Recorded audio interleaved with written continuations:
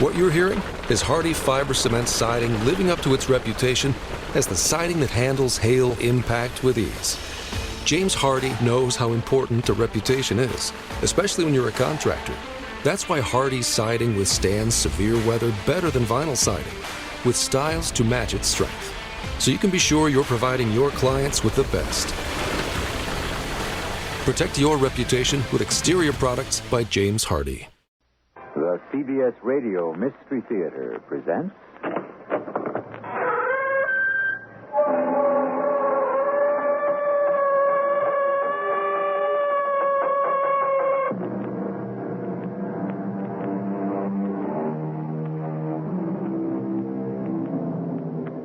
Come in.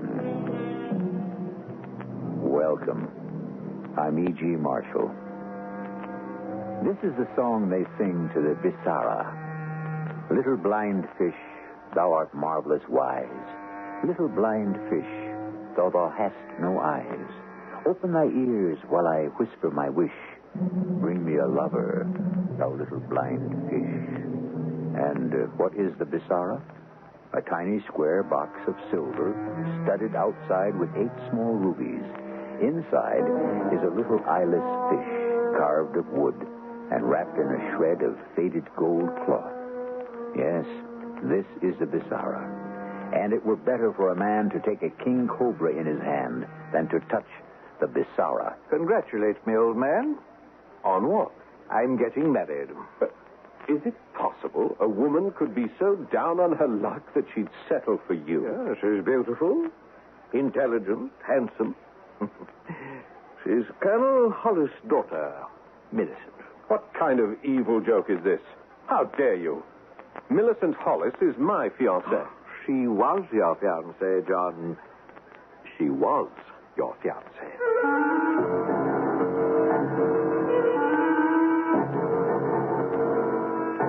Our mystery drama, The Bisara of Pooree, was based on a story by Rudyard Kipling and written especially for the Mystery Theater by Sam Dan and stars Paul Hecht. It is sponsored in part by ARM, Allergy Relief Medicine, and Buick Motor Division. I'll be back shortly with Act One.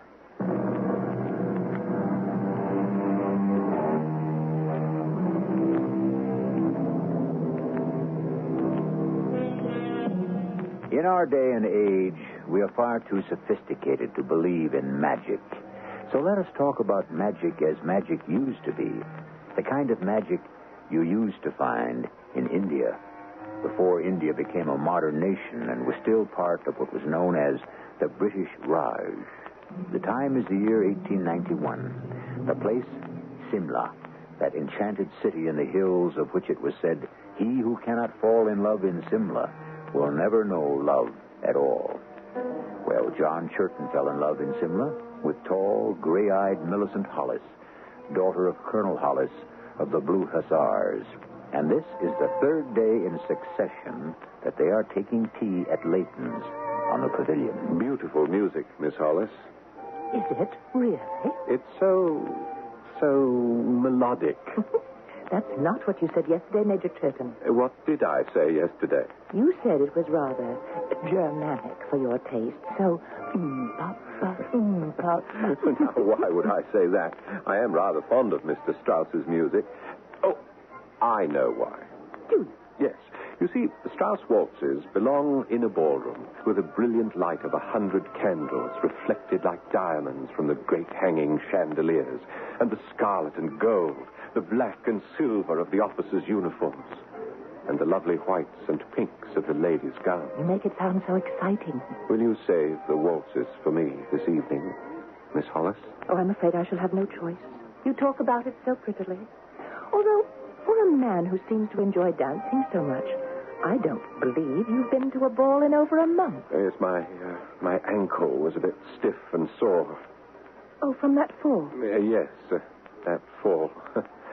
I suppose it shall be known as that fall from now till the end of time. Well, it did make talk when you, Major John Churton, who is said to be the finest rider in the Lancers, fell off his horse on dress parade. Well, that account is not entirely true, Miss Hollis. Are you saying you didn't fall off your horse? I didn't fall off my horse.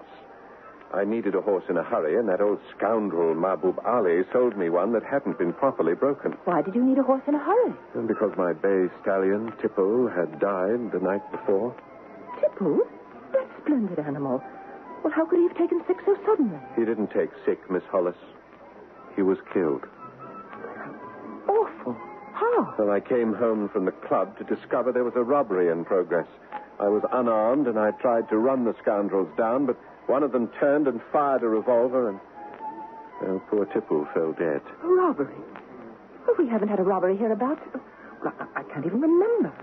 Well, were they caught? No, they got away. What a shame.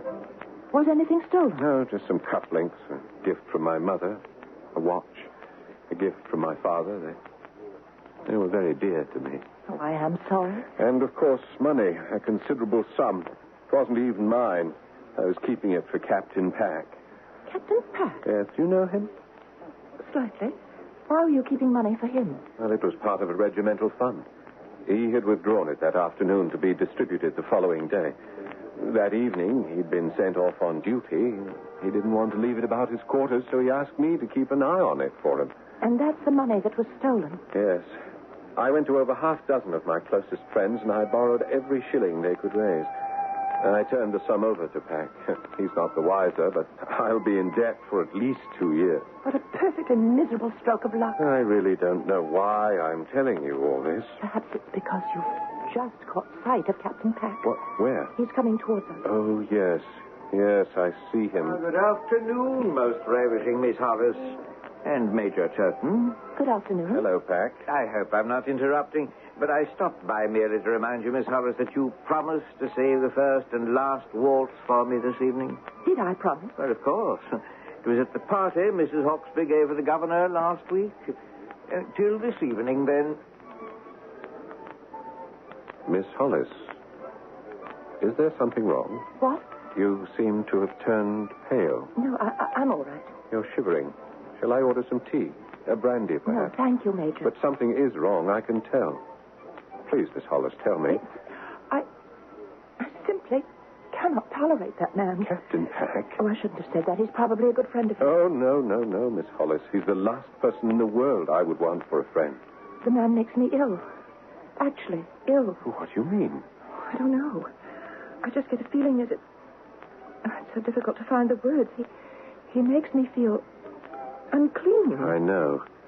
He makes me feel the same way. Well, you don't have to dance with him. Well, you don't have to dance with him either. Can't you simply refuse? Oh, it's awkward to refuse.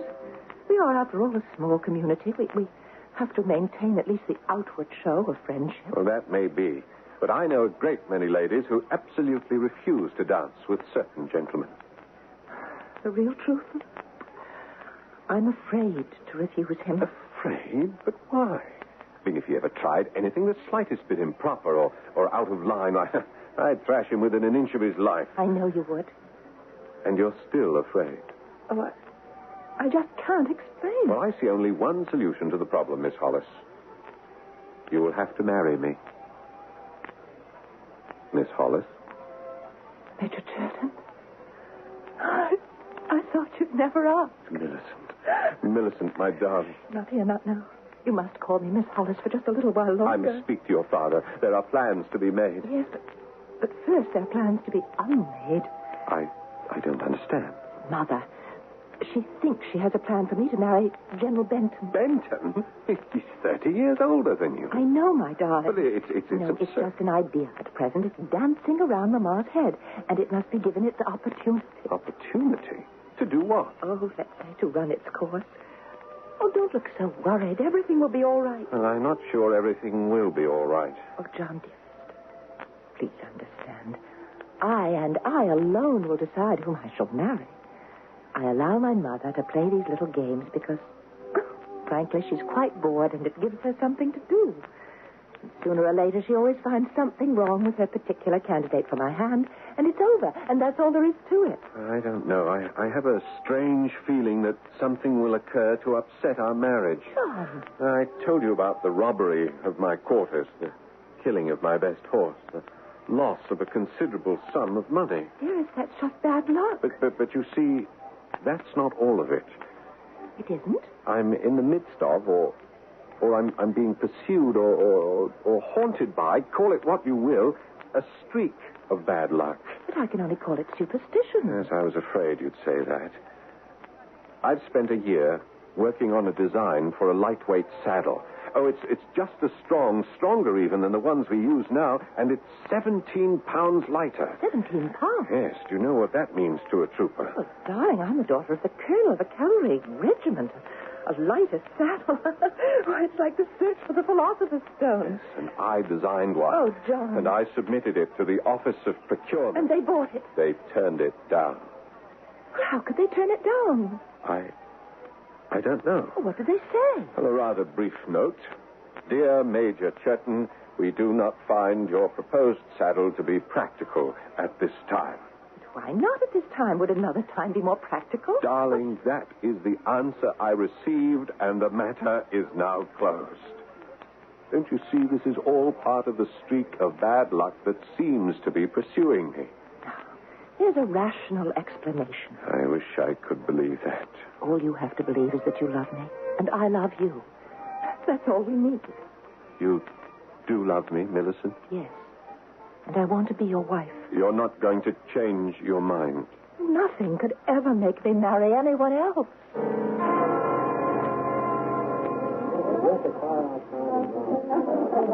Enjoying the ball, darling? I'm with you, Millicent. That alone is enough.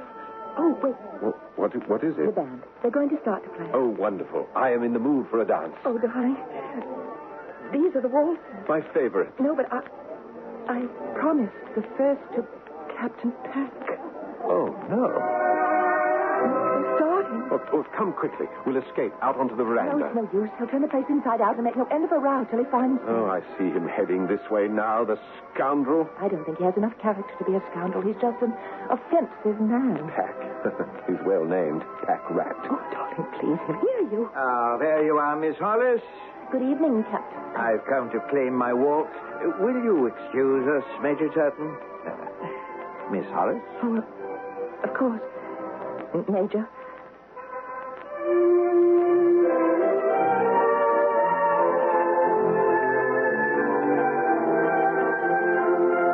Now, you are a divine dancer, Miss Hollis.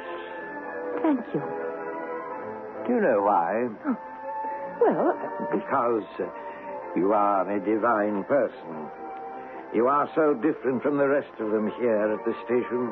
the rest of them, Captain Peck? A grubby lot, taken by and large. Oh, Captain. Overdressed, overpainted. Captain, I mustn't. Not you.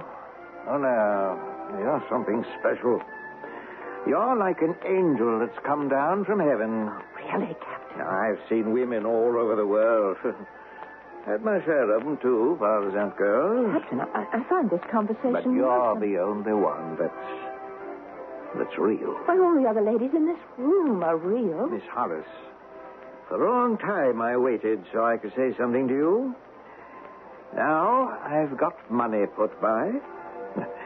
There are opportunities for a man to make his bundle in India if he keeps alert to the main chance. Oh, I'm sure there are. And I haven't spent my off-duty time hunting and playing polo, gambling and flirting. I don't suppose I've you already have. made my packet. Captain Pack made a packet. Well, what I'm getting at is this. I'm ready to settle down.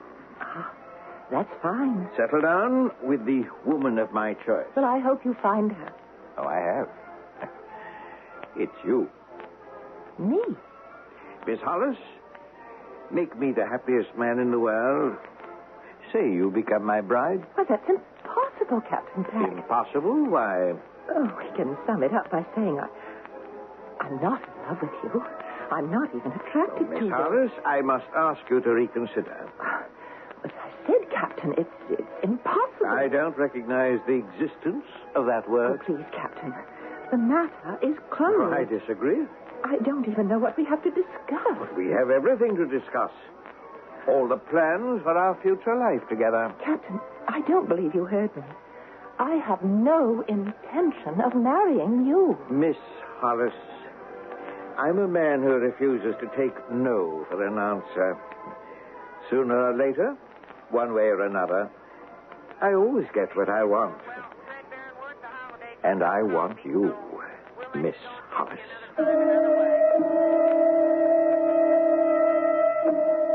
Obviously, Miss Millicent Hollis considers Captain Pack a disaster. But her fiancé, Major Churton, has a premonition of disaster. Is Captain Pack going to be that disaster?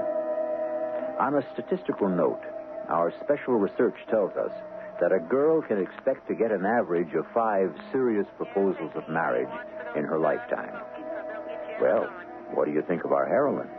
She's actually had 2 in one day. The rich get richer. The drama also gets richer in Act 2 in just a short while.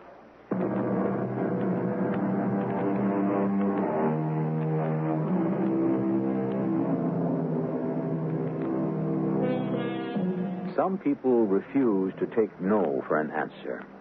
This could be a sign of great dedication. It could also be an indication of colossal stupidity. You've heard what Miss Millicent Hollis has said about Captain Pack. He is hardly her favorite person in this world, but yet, would you be willing to wager a large sum, or even a small one, that she isn't going to marry him? Millicent, what are you doing out here alone? I had to step out for a breath of air, John. But why didn't you tell me? I would have come out with you. I couldn't walk across that floor to where you were standing. I had to have fresh air that very moment, or I would have suffocated. My darling, you're trembling like a leaf. No, I'll be all right in a minute. Darling, you must tell me what's the matter. That terrible little man. That horrible little man. Pack, what did he do? He proposed to me. Well, of all the infernal... Oh, he has a right to, but it's just... It's just what? Oh, he needs a lesson. He didn't know that I'm not free. Well, very well. He proposed, then what? I said no. And then? He kept insisting. Why, the bounder. I ought to thrash Darling, him. there's nothing to be done. Let's just forget it, shall we? I've never seen you so upset. Would you care for some punch? Or perhaps something stronger? Would you mind terribly if I went home? Now? You see, the truth is, I owe Captain Pack another dance, and I'm just not up to it. Well, you just scratch his name off your program. Oh, I can't do that. He'd create a very unpleasant scene. I'll just tell Mama I have a headache. And I do. Oh, my darling. Now, you stay and you have a good time. Well, how can I have a good time without you? Now, you should spend more time socializing with the staff officers. You know, being on good terms might help you sell that new saddle. Oh, darling. Mama will be quite happy to go home. I know she must be frightfully bored by this time. Will I see you tomorrow? Well, of course. Are you sure? Well, silly. Of course I'm sure.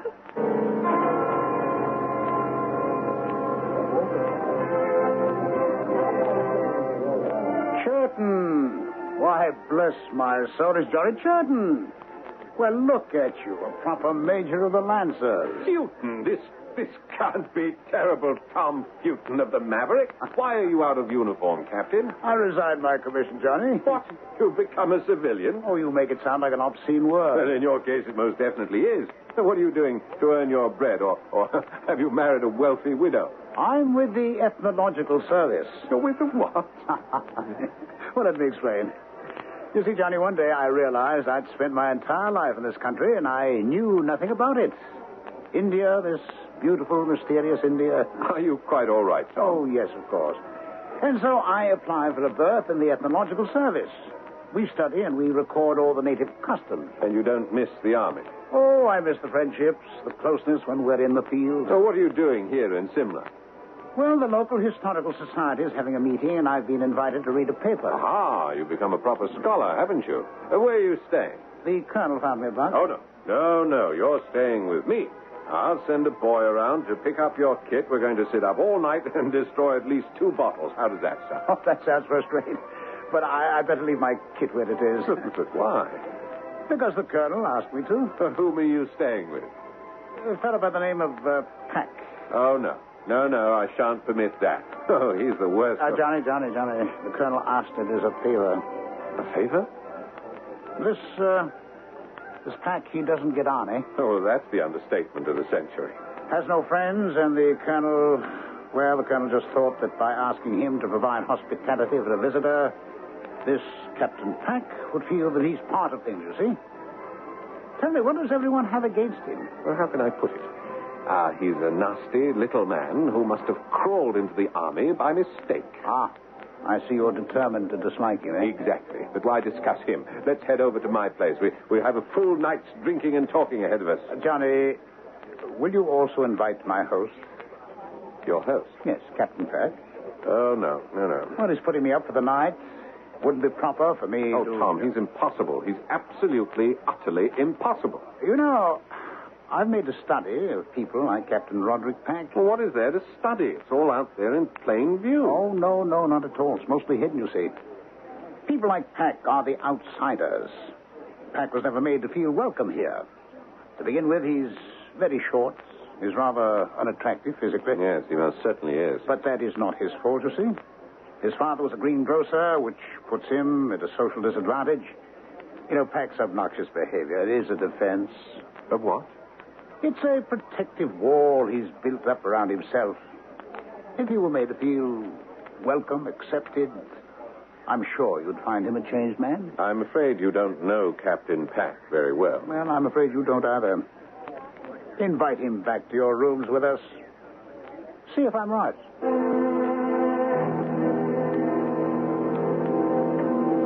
And I said to him, you ain't had the last of Captain Roderick Peck, my friends. For that matter, you ain't had the first. And for that matter...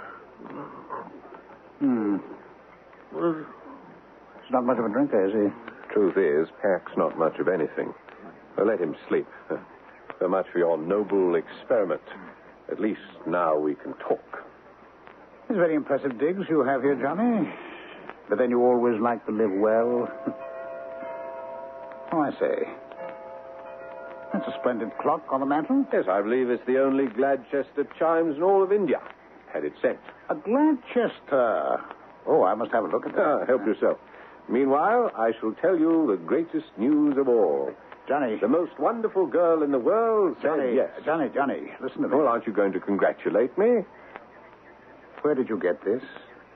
Get what? This box. This little wooden box. Oh, that. This box. It's made of silver. Yes, this is silver, all right. It's studded with rubies. 8 Dallas rubies. What is it, Tom? You're white as milk. John, there is something inside this box, isn't there? Well, yes, it's... No, let me tell you. It's a tiny fish made of wood, of deodar wood, and it's perfect in every detail except that it has no eyes. Well, how did you know and that? It is wrapped in a faded piece of gold cloth. How do you know about that box? John, tell me, how did you get it? How did I get it? Well, how do you think I got it? I bought it in the bazaar. You bought it? Well, how else would I get it? Did you expect I'd steal it? What regard you had? Tom, are you all right? When did you buy it? Well, I don't remember. Try. Oh, about a month ago. Well, tell me, how has your luck been since? My luck? Tell me. Well, if you must know, it's been bad. How bad? What is this, Tom? How bad? Very bad. I was afraid of that. Then it is true. What's true? John, there is a legend of the Bisara of Pooree. I never heard of it. Well, you bought it. It's this box. This is the Bisara of Pooree. The what of which? Some say it was made by a half-mad Kulu woman high in the hills. Some say it was created at the Devil's Shrine of Ao Chung in Tibet. But I believe it was made at the Temple of Pooree and was stolen by one of the dancing girls. Yes, but what does it all mean? It's a charm for success and failure. It is 300 years old. It has gone from hand to hand. And you're saying it brought me bad luck? Yes. Well, all right. Why? Because you bought it. The legend says, if the Bisara be bought, within 3 years, It will turn against its owner and drive him to ruin and death. But you still haven't told me why. Whereas if the Bisara be stolen for 3 years, it will bring its owner his heart's desire. Now, why is one in trouble if one buys it, and in luck if one steals it? Because it is a charm made in honor of Janira, the goddess of evil. And I'm in trouble because I bought it. Yes.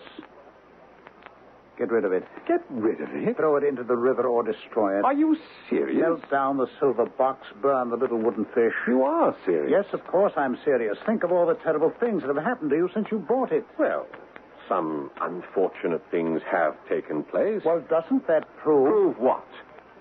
I mean, anyone can get a streak of bad luck. It is not a streak. Believe me, it will just get worse and worse. It'll never change. Well, that's where you're wrong. It has changed. It's started to get better. Oh, has it? Of course. Just this afternoon, the loveliest girl in the world, Millicent Hollis, agreed to become my wife. John, I'm telling you, destroy that little fish in its silver box. Nonsense, Tom. John, I'm frightened.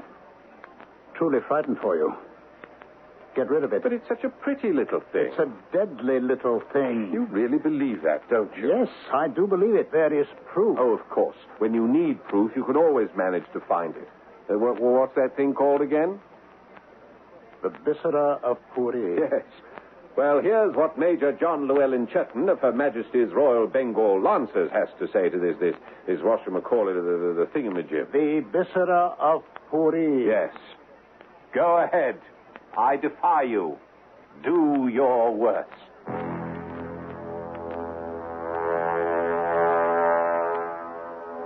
Now you know, and I know, that he really should have not said that. Especially on this program.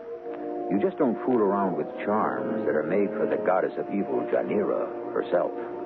If you're waiting for the lightning to strike, you'll just have to wait a few minutes longer. And then I shall return with Act 3.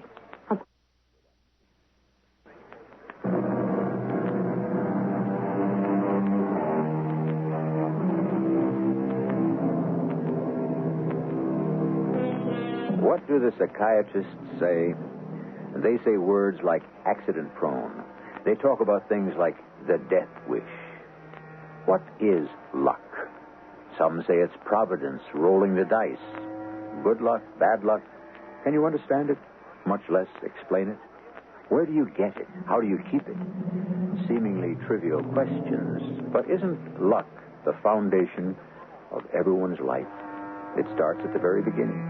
Why is one man born poor, another rich, one handsome, another homely? Who can answer? Is it the Bisara of Pooree? Go ahead. I defy you. Do your worst. John, you shouldn't have said that. Said what? This defiance that you just hurled at the Bisara. Do you know something, Tom? You've just proved to me that I was a complete fool. John, listen to me. Only this afternoon. I was talking just the way you are now, about luck and fate. I was in a blue funk about all this superstitious rot.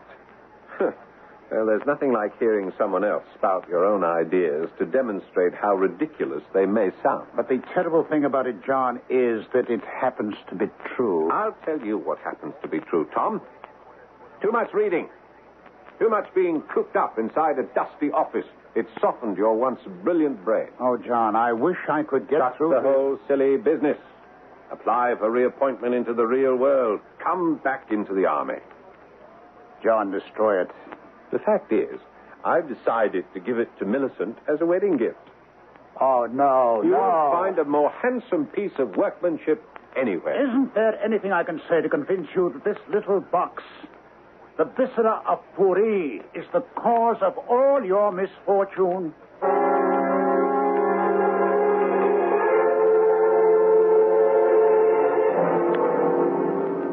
Sahiba. What is it, Lutu?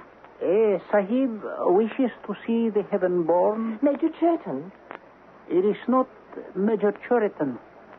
It is Captain Pack. Captain Pack. Oh, no. Tell him I'm out. As the heaven-born commands. Oh, no. Lutu, wait. Poor wretched man, he wants to apologize. All right. Have him coming. Miss Harris, Captain Pack. Miss Hollis, I have come here to give you another chance. Another chance. The other night at the ball, I asked if you would do me the honor to become my wife. Do you remember? I seem to remember. I return now to tell you that I am willing to do you the honor of becoming your husband. You what? Yes, Miss Hollis. I am willing to marry you. What do you say? Well, what do I say? Why, I say...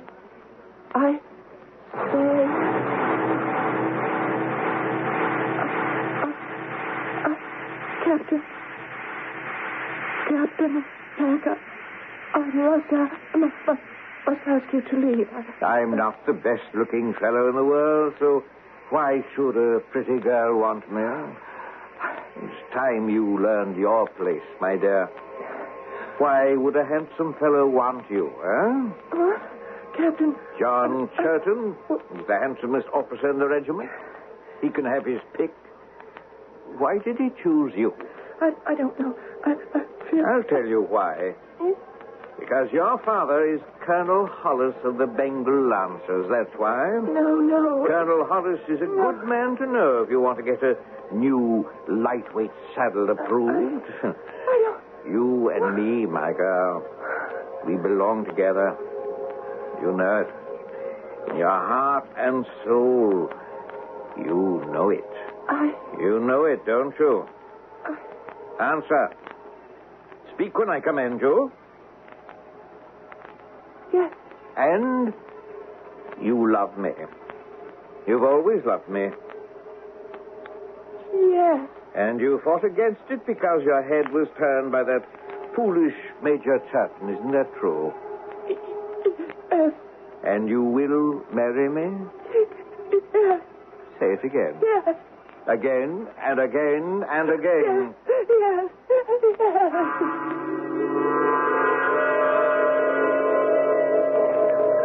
Sergeant, dismiss the troop.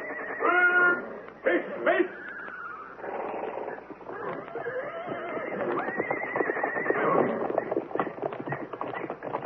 Well, afternoon, Major.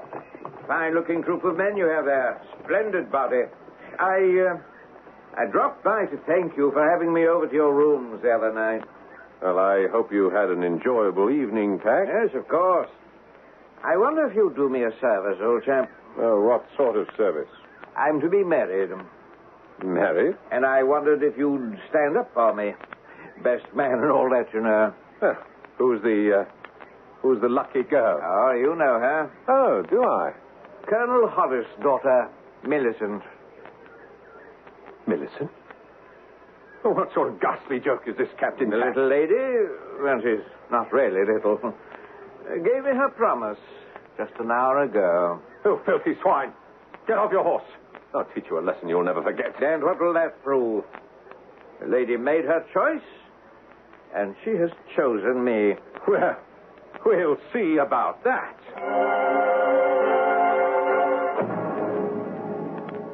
Heaven born, Yes, Loutouf. the Major Churton, he wishes... No, Loutouf, tell him I cannot. But you shall, Millicent. You will see me, and you will explain. Please, John, there's nothing I can say. Oh, yes, there is. You had promised to marry me. I know. You said you loved me. I know. Well, was it a lie? It was a mistake. All right. I can accept that. It was a mistake.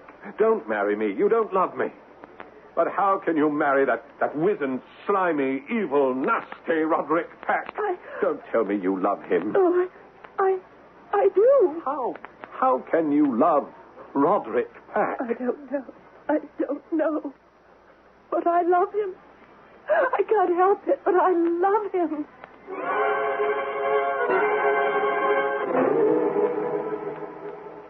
John, Come in, Tom. Come in. I got your wire. I came as quickly as I could. She's thrown me over, Tom. Millicent? That's impossible. Well, that's not even the worst of it. Guess who she intends to marry? Captain Pack. How did you know? What else could it be? Well, I'm ready to admit it now.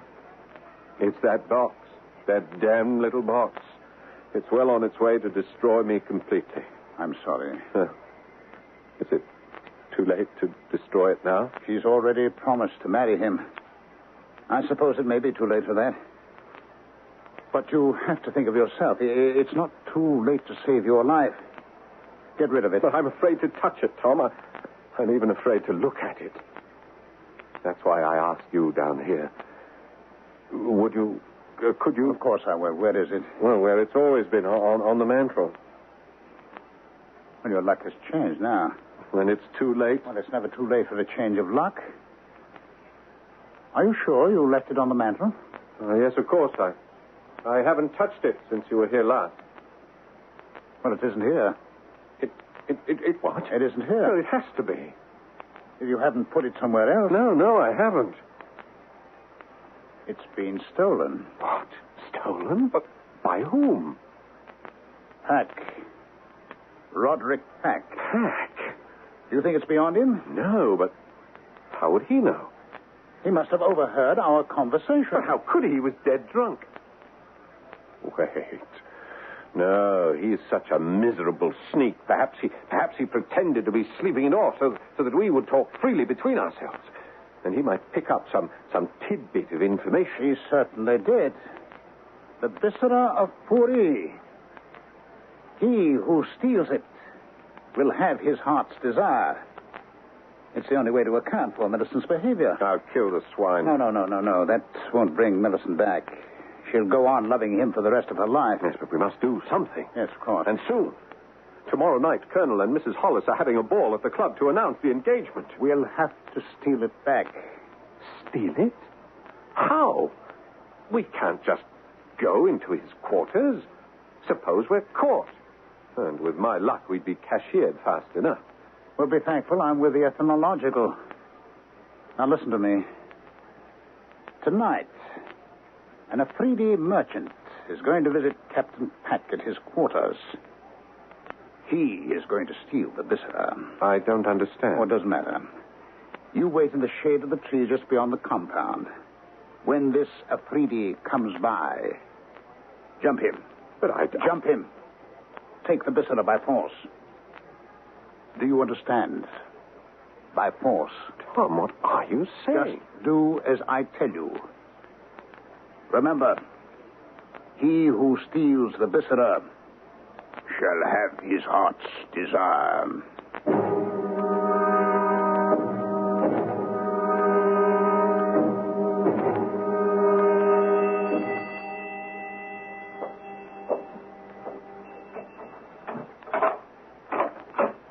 Yes? Protector of the poor. What do you want? I want the Bisara of Pooree. What are you talking about? If the favored of the heavens will listen, we have traced the Bisara to Simla. We must have it returned to the temple of Pooree. Why do you come to me? Because you have the Bisara. Pshaw, you're crazy. Now get out of here, you filthy beggar, before I take a belt to you. The Bisara gives the heart's desire to whoever owns it. You now have your heart's desire. Yes, well, I have another heart's desire. Yes. Money. How much money? 1,000,000 rupees. The temple of Pooree will pay. It will? Yes. This is the way you will get your money. We will pay. Oh, well, show me the color of your money. Show me the Bisara. Yeah. All right. But don't think you can pull one of your tricks. Put a bullet through you so fast. Oh, I am a man of peace. All right, you filthy dog. I'll show it to you.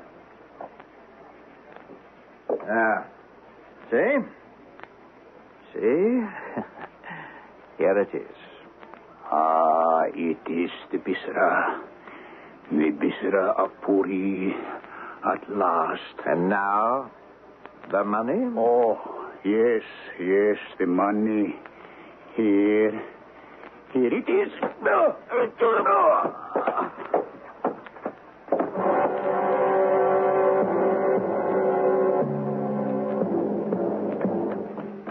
Hold it. Please, Sahib, I am a poor... All right, hand it over. No. Hand it over, I said. No. There, you hand it over to me.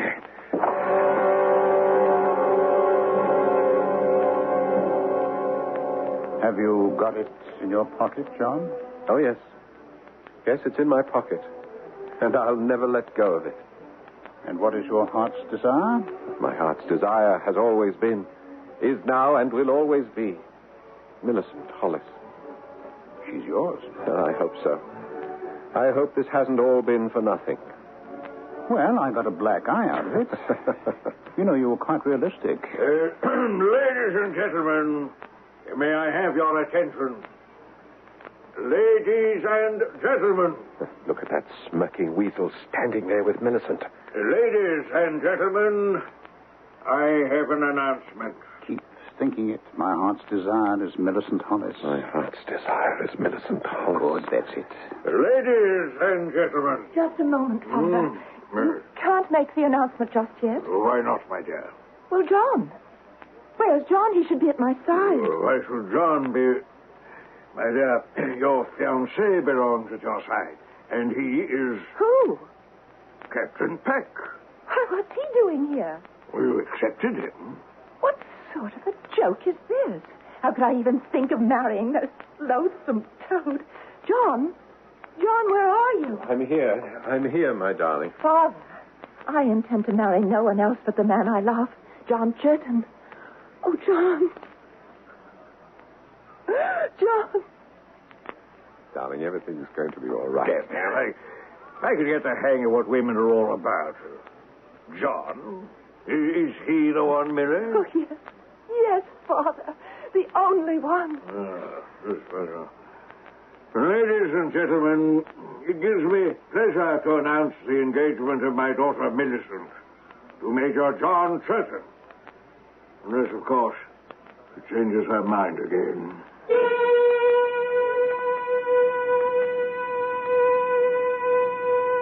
But she didn't. And they were married. And they were very happy because for 3 years, John was able to grant every wish their hearts desired. But after 3 years, believe it or not, somebody stole the Bisara of Pooree from John Churton. But it really didn't matter. They lived happily ever after anyhow. I'll be happy if you wait for my return in just a little while.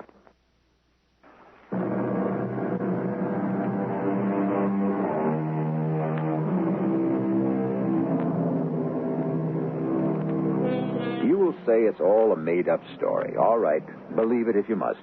However, if one day you see a little silver ruby-studded box, a few inches long by a few inches wide, and within it a wooden fish without eyes wrapped in gold cloth, don't buy it. If you really must have it, steal it. Best of all, leave it alone. For it is the Bisara of Pooree, and it is deadlier than the bite of the king cobra. Although it will take you a longer time to die. Our cast included Paul Hecht, Ralph Bell, Marion Seldes, and William Griffiths. The entire production was under the direction of Hyman Brown. And now, a preview of our next tale. Hurry, Captain. Hurry, we're almost on the wave top. Just one more cable and What happened? We took a wave broadside. But look, it bounced the balloon up into the air. We're going to make it to land. We're going to... No, Top. What is it, Nab? The captain, Dad. The captain, he's gone. And Top went in after him.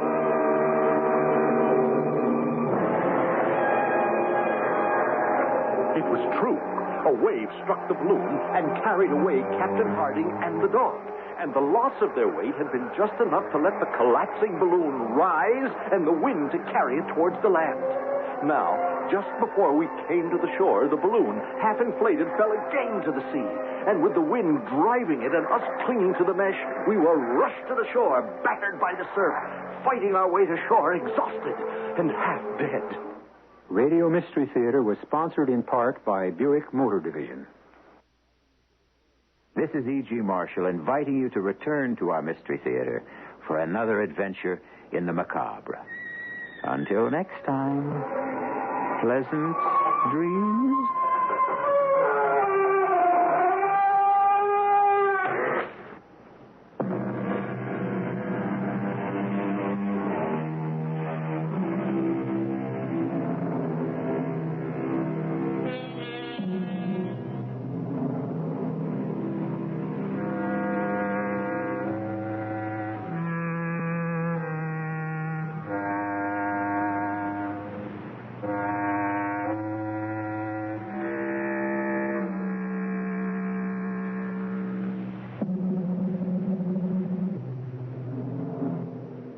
Whatever business you're in, growth isn't just about getting bigger. At ADP, we believe it's about getting stronger by turning data into insights so you can build teams that work as teams. By using our AI technology to help catch payroll errors before they're errors. And by keeping ahead of thousands of changing regulations so you can keep ahead of everything else. ADP helps businesses like yours grow stronger every day. ADP, HR, talent, time, and payroll.